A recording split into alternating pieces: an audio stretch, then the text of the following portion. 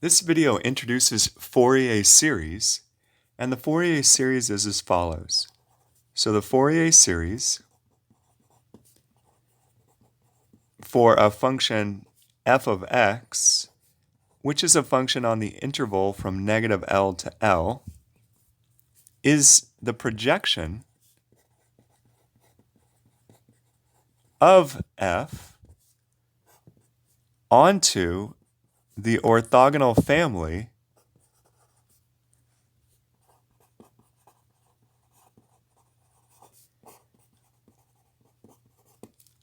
that's equal to 1 cosine pi over Lx, sine pi over Lx, cosine 2 pi over Lx, sine 2 pi over Lx, and so on. So we've seen in a previous video that this is indeed an orthogonal family, meaning that the functions on this list are pairwise orthogonal. If you take any two different elements on this list, multiply and integrate from negative L to L, you get 0. What this means is projecting is easy. I don't have to apply the Gram-Schmidt procedure or anything like that. I could just write down the projection right away.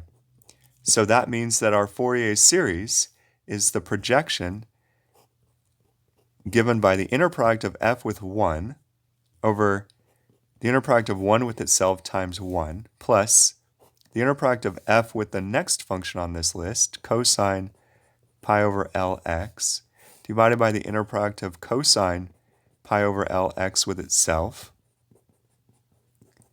times cosine pi over Lx plus the inner product of f with the next function, sine pi over Lx, the inner product of sine with itself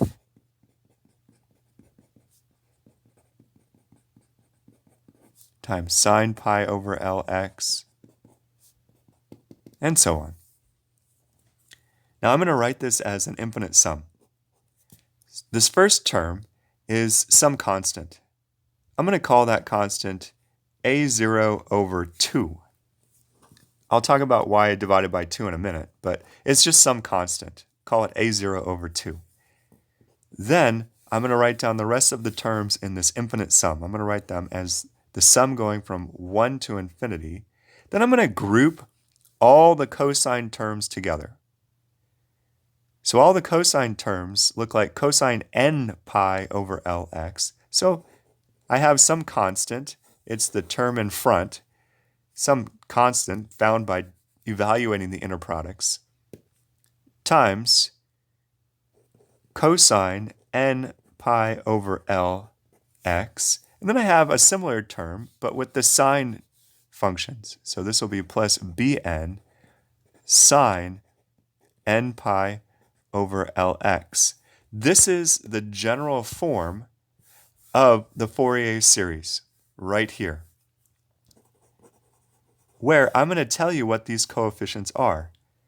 An is the inner product of f with cosine n pi over Lx divided by the inner product of cosine n pi over Lx with itself.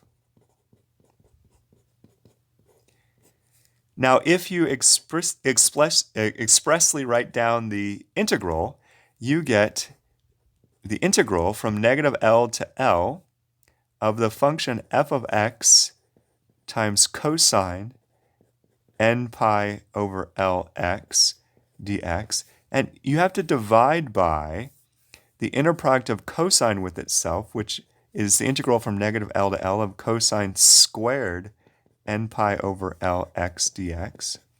And this bottom integral you can evaluate, and it turns out to just be L.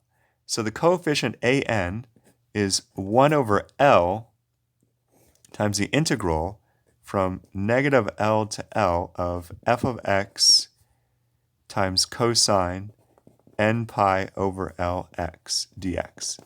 So that's the coefficient an, and bn is similar, except I replace the cosine with the sine function. it still turns out that sine squared integrated from negative L to L is just L. So the Bn coefficient is 1 over L, the integral from negative L to L of f of x sine n pi over Lx. So this is the Fourier series.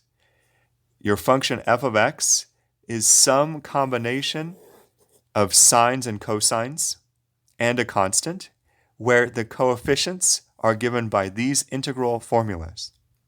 Now the reason I put a0 over 2 is so that this integral formula right here works for the constant as well. So you could plug in n equals 0 and get this first term. That's why I divided by 2.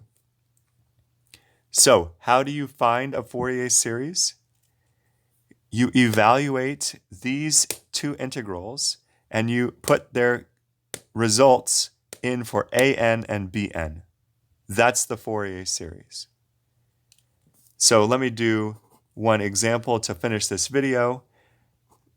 For example, the Fourier series for the function f of x equals just x on the interval from negative L to L is as follows. So you can find the two integrals. You could first find an is 1 over L, the integral from negative L to L of x times cosine n pi over Lx dx. And if you actually evaluate this integral by parts or by using the symmetry of the problem, you can see that this is 0 for all n.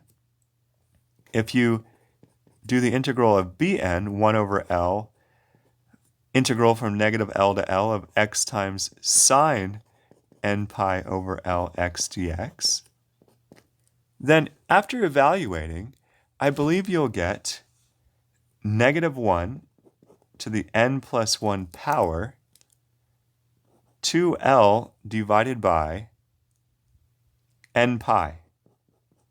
So I calculated this ahead of time. I integrated by parts. I plugged in negative L and L, and I got this as the result.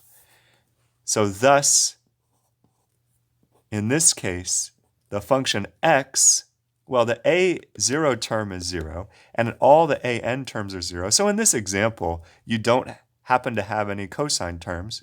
You have the sum going from 1 to infinity of negative 1 to the n plus 1 power 2L over n pi times sine n pi over Lx. The Fourier series is an excellent tool because it decomposes any function whatsoever into a linear combination of cosine and sine terms. So any function at all can be expressed as sines and cosines. This is an amazing fact, and we'll see why it's useful in future videos. Okay, follow me along there.